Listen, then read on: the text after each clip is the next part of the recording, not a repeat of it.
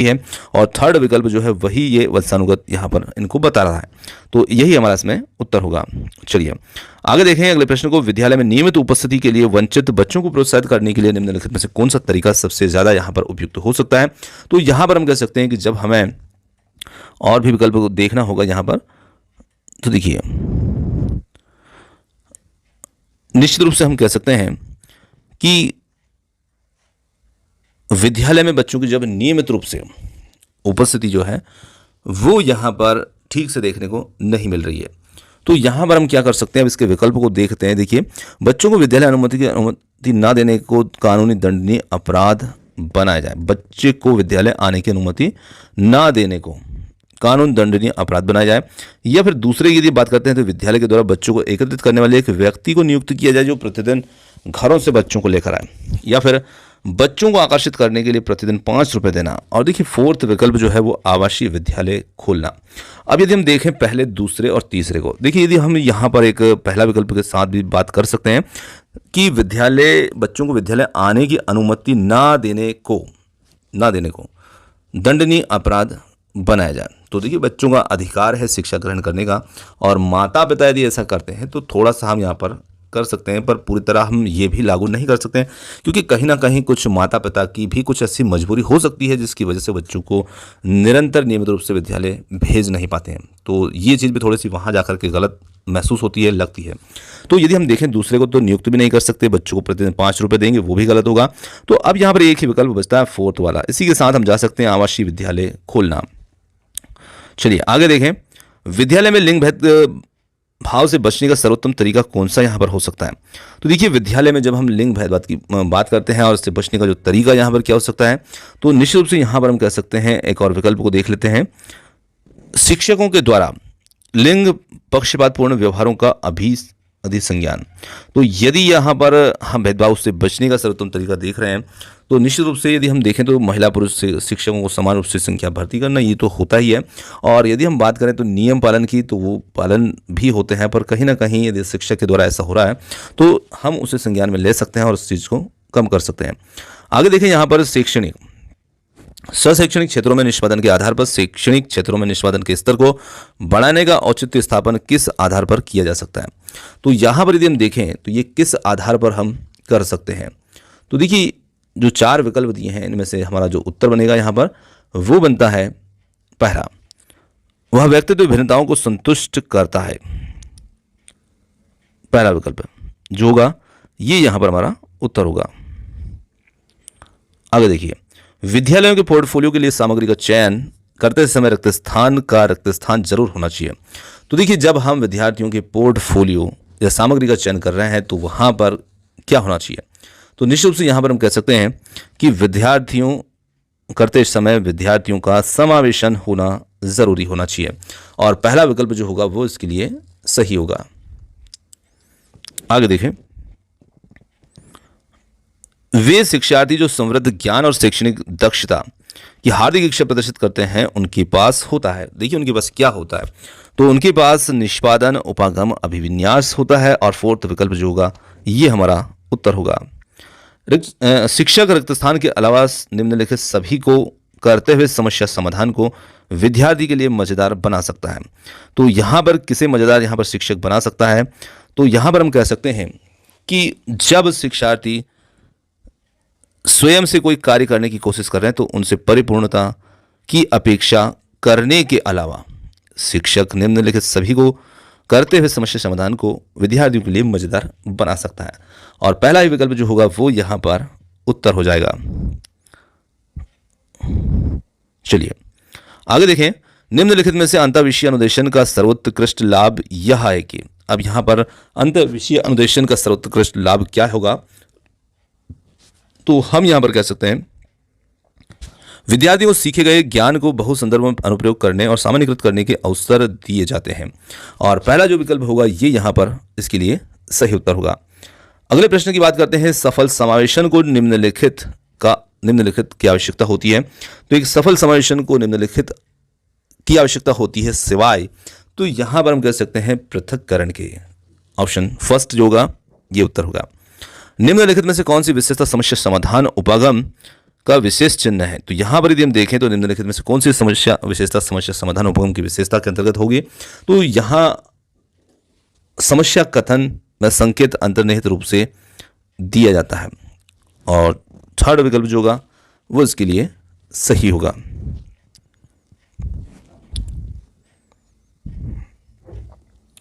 Nursery कक्षा से शुरुआत करने के लिए कौन सी विषय वस्तु सबसे अच्छी है? तो यहाँ पर हम कह सकते हैं कि जो नर्सरी कक्षा है उसमें जब भी हम कोई विषय वस्तु नई शुरू कर रहे हैं, यानी कि पहली कक्षा है, प्राथमिक कक्षा है विद्यार्थी के लिए, तो यहाँ पर मेरा परिवार जो होगा ये थीम यहाँ पर सबसे अच्छी होगी, क्योंकि उनसे हमें चर्चा करने का अवसर मिलेगा इस थीम के माध्यम से। अगला प्रश्न आता है प्राथमिक कक्षा में यहाँ पर सकारात्मक वातावरण निर्मित करने के लिए शिक्षक को क्या करना चाहिए? शिक्षक को यहाँ पर क्या करना चाहिए? तो देखिए, जहाँ पर सकारात्मक वातावरण शिक्षक को निर्मित करना है तो निश्चित रूप से हम कह सकते हैं कि शिक्षक को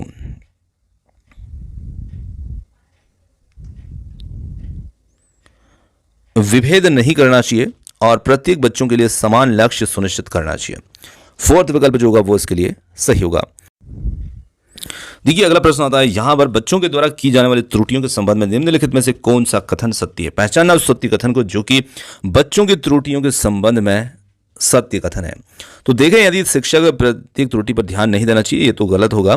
प्रत्येक त्रुटि को सुधारने में शिक्षक अधिक समय लेगा तो एक शिक्षक के लिए थकाने वाला होगा। और यहाँ पर थर्ड विकल्प जो बता रहा है स्वयं बच्चा त्रुटियों को सुधारा जा सकता है स्वयं बच्चों के द्वारा, तो ऐसा भी नहीं है।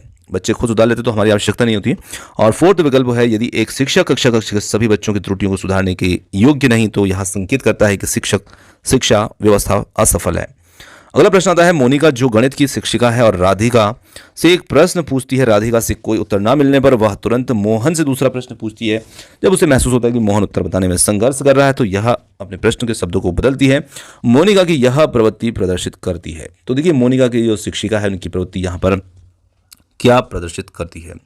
तो निश्चित रूप से यहाँ पर मोहन का पक्ष लेकर लिंग भूमिकाओं में रूढ़िबद्धता को यहाँ पर शिक्षिका बढ़ावा दे रही है, क्योंकि प्रश्न के शब्दों को बदला गया है। तो निश्चित रूप से यहाँ पर वही लैंगिक पूर्वाग्रह प्रदर्शित हो रहा है। चलिए आगे देखेंगे अगले प्रश्न को। एक सशक्त विद्यालय अपने शिक्षकों में निम्नलिखित योग्यताओं में से किसे सर्वाधिक बढ़ावा देगा? यदि हम बात करें एक सशक्त विद्यालय अपने शिक्षकों में प्रतिस्पर्धात्मक अभिवृत्ति को बढ़ावा देगा,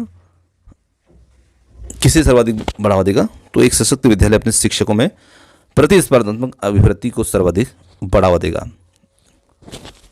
चलिए अगला प्रश्न आता है भाषा में अर्थ की सबसे छोटी इकाई है। तो भाषा में अर्थ की सबसे छोटी इकाई जो होती है वो कौन सी होती है? स्वनिम है या फिर संकेत है, वाक्य है या फिर रूपी में? तो इसमें उत्तर होता है स्वनिम और पहला विकल्प इसके लिए सही है।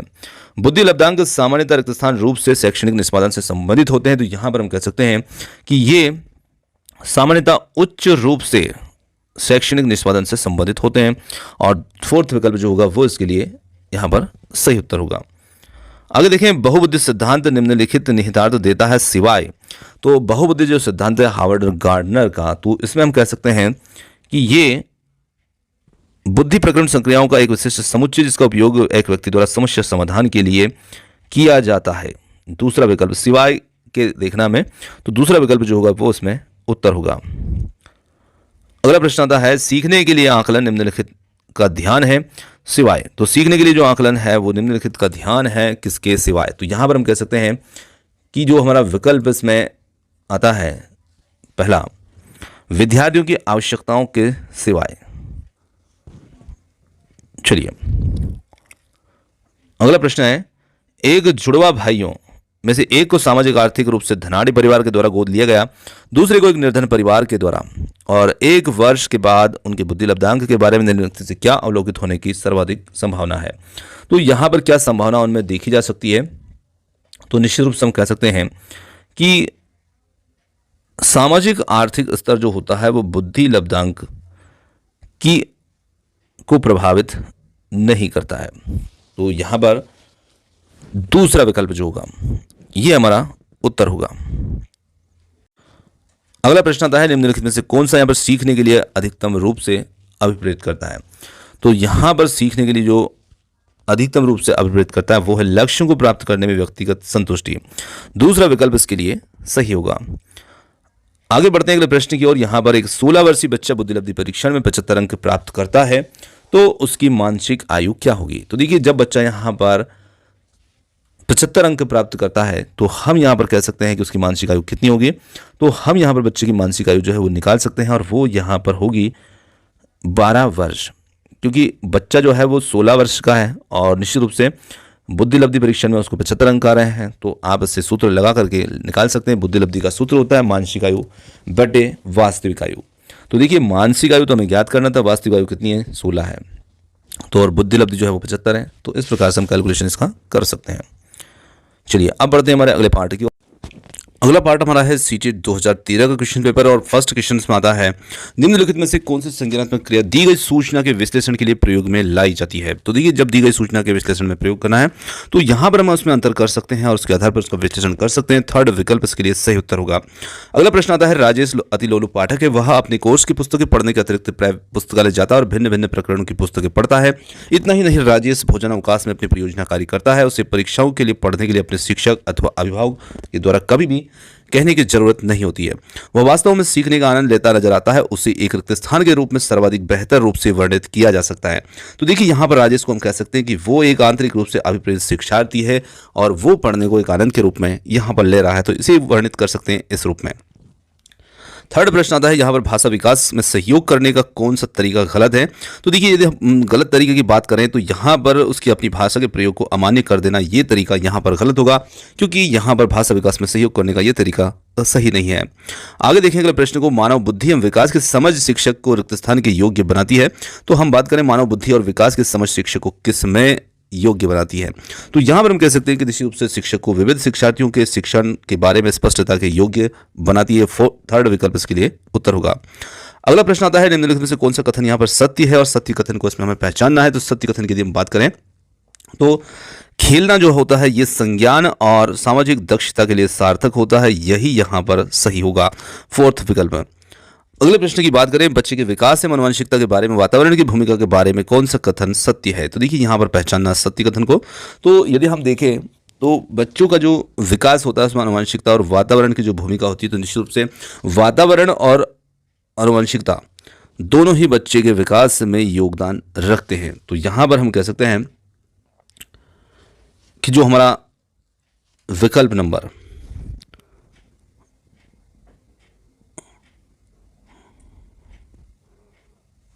पहला होगा, ये इसमें सही उत्तर होगा। आगे देखें, समाजीकरण है। तो समाजीकरण क्या होता है। तो समाजीकरण हम कह सकते हैं कि ये समाज के मानदंडों के साथ में एक अनुकूलन होता है और फोर्थ विकल्प इसके लिए सही होगा। अगला प्रश्न है, एक पीटी शिक्षक जो होता है क्रिकेट के खेल में अपने शिक्षार्थियों को क्षेत्र रक्षण सुधारना चाहता है। निम्नलिखित में से कौन सी युक्ति यहाँ पर शिक्षार्थियों को अपना लक्ष्य करने में सर्वाधिक सहायक होगी। तो विकल्पों को देखते हैं। तो विकल्प में यहाँ पर हम कह सकते हैं कि यदि क्षेत्र रक्षण को सुधारना है तो निश्चित रूप से शिक्षार्थियों को क्षेत्र रक्षण का अधिक से अधिक अभ्यास करवाना, यही युक्ति यहाँ पर सबसे ज़्यादा प्रभावी होगी, पहला विकल्प। अगला प्रश्न आता है, एक शिक्षिका अपने शिक्षार्थियों की इस रूप में मदद करना चाहती है कि वे एक स्थिति के अनेक दृष्टिकोणों की सराहना कर सके और वह भिन्न समूह में स्थिति पर वाद विवाद करने के अनेक अवसर उपलब्ध कराती है। वाइगोत्स्की के परिप्रेक्ष्य के अनुसार उसके शिक्षार्थी विभिन्न दृष्टिकोणों को रिक्त स्थान करेंगे और यहाँ पर जो रिक्त स्थान है उसमें कौन सा शब्द आएगा उसका चयन हमें विकल्पों से करना है। तो यहाँ पर हम कर सकते हैं और अपने तरीके से उस स्थिति को अनेक परिप्रेक्ष्य में विकसित करेंगे। तो यहाँ पर हम चुनेंगे आत्मसात करेंगे, दूसरा विकल्प इसके लिए सही होगा। अगला प्रश्न है, सीता ने हाथ से दाल और चावल खाना सीख लिया। जब उसे दाल चावल दिए जाते हैं तो दाल चावल मिलाकर खाने लगती है और उसने चीज़ों को करने के लिए अपने स्कीमा में दाल चावल को खाने को रिक्त स्थान कर लिया। तो उसने खाने को अनुकूलित कर लिया। थर्ड विकल्प जो होगा वो इसके लिए उत्तर होगा। अगला प्रश्न आता है, यहाँ पर रिक्त स्थान के अतिरिक्त बुद्धि के निम्नलिखित पक्षों को स्टर्नबर्ग के त्रितंत्र सिद्धांत में संबोधित किया गया है।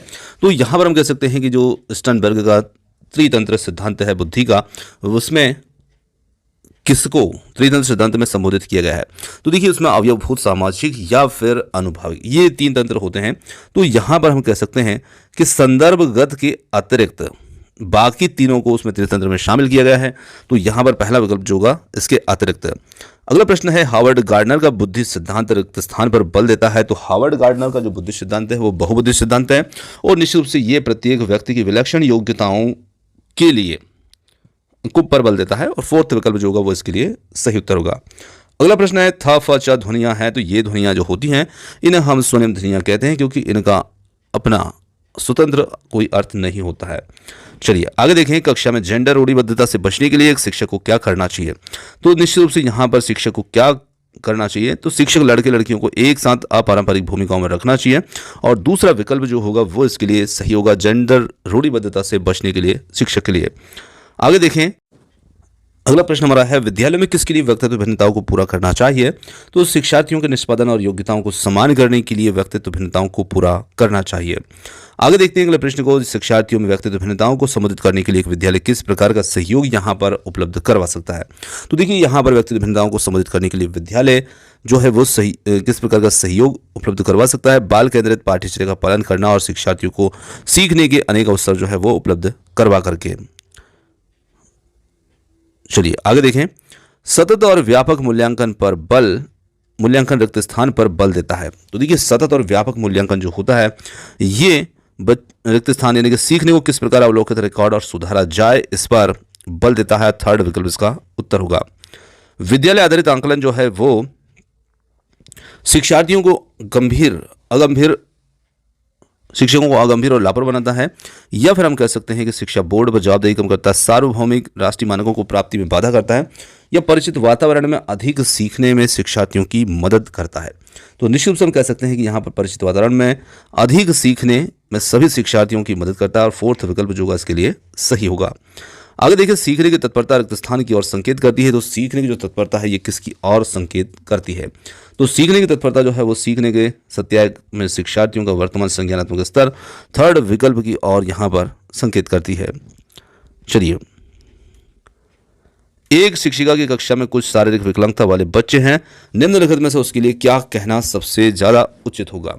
तो यहां पर हम कह सकते हैं, देखिए, शारीरिक रूप से असुविधाग्रस्त बच्चे कक्षा में ही कोई वैकल्पिक गतिविधि कर सकते हैं। बिल्कुल सही है।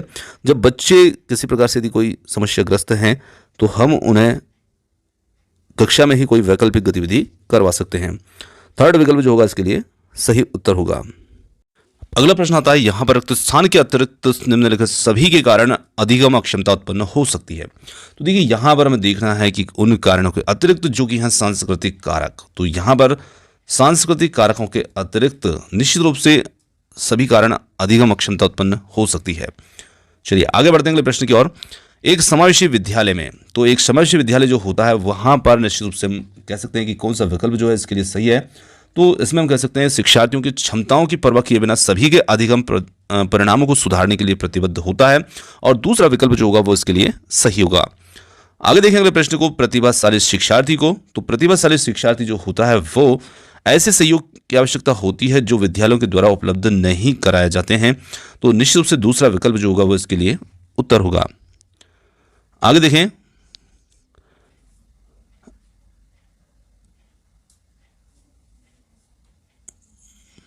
रिक्त स्थान के कारण प्रतिभाशीलता होती है। तो यहां पर हम कह सकते हैं कि मनोसामाजिक कारक, आनुवंशिक रचना, या फिर वातावरणीय कारक, अभिप्रेरणा, या फिर फोर्थ के अंदर दे रखा है 2 और 3 का संयोजन। तो यहां पर हम कह सकते हैं कि 2 और 3 का संयोजन, ये इसमें हमारा सही उत्तर होगा। अगला प्रश्न आता है, यहां पर बच्चों में सीखने और सुनने के लिए अधिगम योग्य वातावरण के लिए निम्नलिखित में से कौन सा कथन उपयुक्त है। शिक्षार्थी को छूट देना कि क्या सीखना, कैसे सीखना है, और पहला विकल्प इसके लिए उत्तर होगा। आगे देखें, गतिक कौशलों में अधिगम निर्योग्यता रिक्त स्थान कहलाती है। तो यहां पर अधिगम कौशलों के अंदर अधिगम निर्योग्यता क्या कहलाएगी। तो यहां पर हम कह सकते हैं कि जो अधिगम निर्योग्यता होती है उसे हम कहते हैं डिस्प्रेजिया या डिस्पेक्सिया, डिस्कैलकुलिया, या फिर हम कह सकें तो ये डिसलेक्सिया। तो देखिए, डिस्प्रेक्सिया से कहा जाता है अधिगम निर्योग्यता को, और दूसरा विकल्प जो होगा वो इसके लिए उत्तर होगा। अधिगम निर्योग्यता क्या होगी। तो अधिगम निर्योग्यता निश्चित रूप से एक चर अवस्था है। तीसरा विकल्प जो होगा ये यहां पर इसके लिए उत्तर होगा। चलिए आगे देखें, रिक्त स्थान के अतिरिक्त समस्या समाधान की प्रक्रिया के चरण हैं। तो यहां पर हम कह सकते हैं रिक्त स्थान के अतिरिक्त में कौन यहाँ पर समस्या समाधान की प्रक्रिया के चरण है? तो परिणामों की आशा करने के अतिरिक्त अन्य जो हैं वो समस्या समाधान के चरण हैं। अगला प्रश्न आता है एक शिक्षक को, तो एक शिक्षक को निश्चित रूप से किस पर ध्यान देना चाहिए? तो यदि हम देखें विकल्पों को तो यहाँ पर हम कह सकते हैं कि एक शिक्षक को जब शिक्षार्थियों के विचारों को संप्रेषित करने की कोशिश कर रहे हैं तो उन्हें ठीक नहीं करना चाहिए। तो फोर्थ विकल्प जो होगा वो इसमें उत्तर होगा। अगला प्रश्न आता है यहाँ पर सीमा परीक्षा में A+ ग्रेड प्राप्त करने के लिए अति इच्छुक है। जब वो परीक्षा भवन दाखिल होती है तो वह परीक्षा प्रारंभ होती है वह अत्यधिक नर्वस हो जाती है, उसके पांव ठंडे पड़ जाते हैं, उसके हृदय की धड़कन तेज हो जाती है और उचित तरीके से उत्तर नहीं दे पाती। इसका मुख्य कारण है, तो इसका जो मुख्य कारण है तो निश्चित रूप से हम कह सकते हैं कि शायद वह अकस्मात संवेगात्मक आवेग का सामना नहीं कर सकती है। तो जो यहाँ पर पहला विकल्प होगा वो इसके लिए सही उत्तर होगा। चलिए बढ़ते हैं अगले पार्ट की ओर। अगला पार्ट हमारा यहाँ पर 2014 का पेपर है जो कि है फर्स्ट प्रश्न के साथ में केंद्रीय माध्यमिक शिक्षा बोर्ड CBSE के द्वारा अपनाए गए प्रगतिशील शिक्षा के प्रतिमान में बच्चों का समाज ग्रहण जिस प्रकार से किया जाता है उससे अपेक्षा की जा सकती है। तो इससे क्या अपेक्षा यहाँ पर की जा सकती है? तो निश्चित रूप से यहाँ पर अपेक्षा की जाती है कि वे सामाजिक कार्य में सक्रिय भागीदारिता का निर्वाह करें तथा सामाजिक कौशलों को सीखें।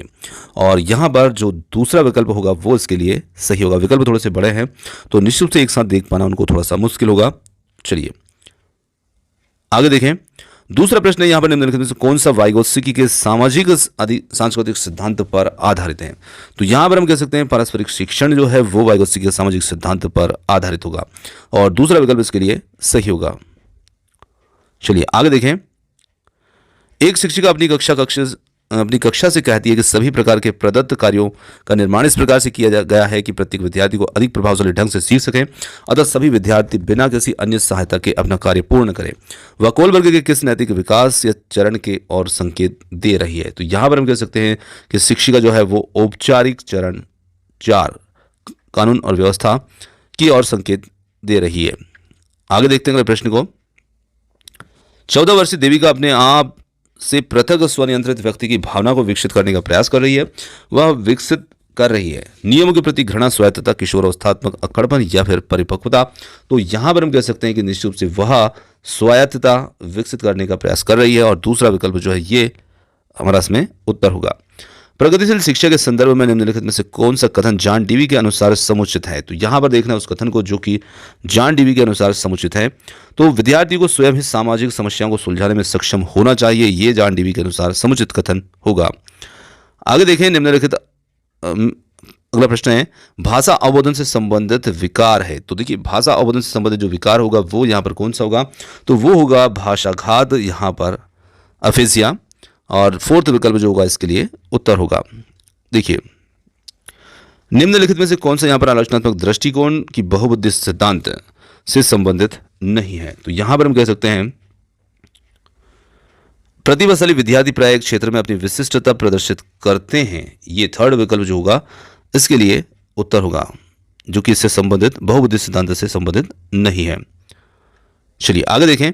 बहुबुद्धि सिद्धांत को वेद नहीं माना जा सकता है। अब इसे वेद क्यों नहीं माना जा सकता है? तो यहां पर विकल्प को देखिए और कह सकते हैं इसमें कि विशिष्ट परीक्षणों के अभाव में भिन्न भिन्न बुद्धियों का मापन जो है वो संभव नहीं है और पहला विकल्प जो होगा वो इसमें उत्तर होगा। कक्षा में विद्यार्थियों के व्यक्तित्व विभेद जो हैं वो किस प्रकार के हैं, लाभकारी हैं, नहीं हानिकारक हैं, अनुपयुक्त हैं, ये हमें इसमें देखना है। तो हम कह सकते हैं कक्षा में विद्यार्थियों के व्यक्तित्व विभेद जो होते हैं निश्चित रूप से वो कैसे होते हैं? लाभकारी होते हैं, क्योंकि ये विद्यार्थियों के संज्ञानात्मक संरचनाओं को खोजने में अध्यापकों को प्रवृत्त करते हैं और यहाँ पर फोर्थ विकल्प जो होगा वो इसमें हमारा सही उत्तर होगा। विद्यालय आधारित आकलन प्रारंभ किया गया था ताकि, अब ये देखिए क्यों प्रारंभ किया गया था? तो यदि हम यहाँ पर विकल्प को देखते हैं तो इसमें हम कह सकते हैं कि सभी विद्यार्थियों के संपूर्ण विकास को सुनिश्चित किया जा सके, इसलिए इन्हें प्रारंभ किया गया था और दूसरा जो विकल्प होगा वो इसके लिए यहाँ पर सही होगा। आगे बढ़ते हुए प्रश्न की ओर निम्नलिखित में से कौन सा यहाँ पर एक अन्य विकल्पों से संबंधित नहीं है? तो जो यहाँ पर एक अन्य विकल्पों से संबंधित नहीं है उस विकल्प का चयन करना है। तो देखिए स्व आकलन के कौशलों को प्रतिमानित करना, ये यहाँ पर अन्य विकल्पों से संबंधित नहीं है। आगे देखें निम्नलिखित में से कौन सा प्रश्न अपने विशिष्ट क्षेत्र को ठीक तरह से मिला हुआ है। तो यहाँ पर कुछ प्रश्न दे रखे हैं और वो अपने विशिष्ट क्षेत्र से जो मिला हुआ है ठीक तरीके से उसे हमें यहाँ पर पहचानना है। तो यहाँ पर आप देख सकते हैं, पहला है इसके सामने यहाँ पर उसका क्षेत्र दे रखा है और यहाँ पर जो ठीक तरीके से मिला हुआ है वो है निर्धारित कीजिए कि मापक विश्लेषण में से कौन सा मापक आपको उत्तम परिणामों को पाने में सर्वाधिक प्रवृत्त कर सकता है। ये इसके ठीक तरीके से मिला हुआ है। आगे बढ़ते हैं अगले प्रश्न की ओर। निम्नलिखित में से कौन सी सर्वाधिक प्रभावकारी विधि हो सकती है जो आपकी इस अपेक्षा को पूरी कर सके और वंचित विद्यार्थी अपनी भागीदारिता द्वारा सफल हो सके। तो यहां पर हम कह सकते हैं कि सर्वाधिक प्रभावकारी विधि हो सकती है जो आप उनकी सफलता हेतु उनकी क्षमता में विश्वास को अभिव्यक्त करें। पहला विकल्प जो होगा ये विधि हो सकती है, मतलब एक शिक्षक को अपने विद्यार्थियों में उनकी क्षमता, उनके अपना विश्वास जो है वो अभिव्यक्त शिक्षक को करना चाहिए उनकी क्षमताओं में। पहला विकल्प इसके लिए सही होगा। और बढ़ते आगे अगले प्रश्न की ओर। निम्नलिखित में से कौन सा विकासात्मक विकार का उदाहरण नहीं है। तो यहाँ पर उस विकार को देखना है जो विकासात्मक विकार का उदाहरण नहीं है। तो यहाँ पर हम कह सकते हैं कि पर अभिघातज तनाव जो है ये विकासात्मक विकार का उदाहरण नहीं है। चलिए आगे देखें। बहु शिक्षण शास्त्री तकनीकें वर्गीकृत अधिगम सामग्री बहु आकलन तकनीकें तथा परिवर्तनीय जटिलता एवं सामग्री का स्वरूप निम्नलिखित में से किससे संबंधित है। तो यहाँ पर हम कह सकते हैं कि ये जो है किससे संबंधित है। तो यहाँ पर ये संबंधित होगा थर्ड विकल्प विभेदित अनुदेशन, और थर्ड विकल्प जो होगा इसके लिए सही उत्तर होगा। निम्नलिखित में से प्रतिभाशाली अधिगमकर्ताओं के लिए क्या समुचित है। तो यहाँ पर हम कह सकते हैं इसके लिए क्या समुचित है। तो हम यहाँ कह सकते हैं कि अपनी उच्च स्तरीय संवेदनात्मक के कारण वे निम्न श्रेणी भी पा सकते हैं। तो प्रतिभाशाली अधिगमकर्ताओं के लिए क्या समुचित है। तो निश्चित रूप से निम्न श्रेणी भी पा सकते हैं। चलिए आगे देखें। अगला प्रश्न हमारा है विद्यालयों में समावेशन मुख्यतः केंद्रित होता है। तो विद्यालयों में समावेशन जो होता है मुख्यतः केंद्रित होता है विशिष्ट श्रेणी वाले बालकों के लिए सूक्ष्म गतिक प्रावधानों के निर्माण पर। तो यहां पर हम कह सकते हैं पहला विकल्प जो होगा वो इसके लिए सही उत्तर होगा। आगे बढ़ते हैं अगले प्रश्न की ओर। बच्चों में सीखी गई निस्सहायता का कारण है। तो यहां पर बच्चों में सीखी गई निस्सहायता का कारण क्या होगा। इस व्यवहार को अर्जित कर लेना कि वे सफल नहीं हो सकते। चलिए आगे देखें। यदि एक विद्यार्थी विद्यालय में लगातार निम्नतर श्रेणी को प्राप्त करता है तो उसकी अभिभावक को उसकी सहायता हेतु परामर्श दिया जा सकता है। क्या परामर्श यहां पर दे सकते हैं कि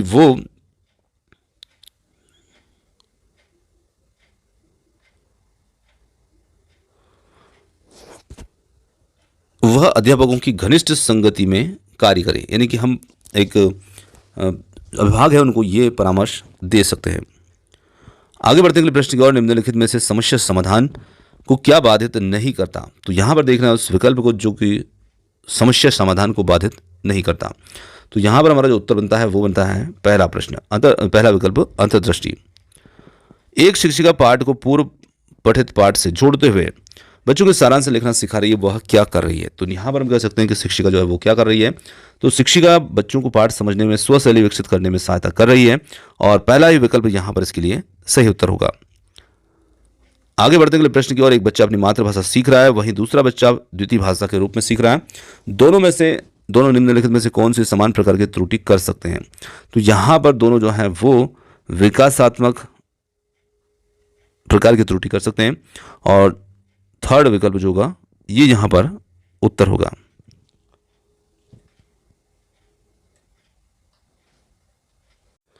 अगला प्रश्न आता है परीक्षा में तनाव निष्पत्ति को प्रभावित करता है। यह तथ्य निम्नलिखित में से किस प्रकार के संबंध को स्पष्ट करता है। तो यहां पर हम कह सकते हैं कि संज्ञान भावना, पहला जो विकल्प होगा वो इसमें सही उत्तर बनेगा। संज्ञान भावना।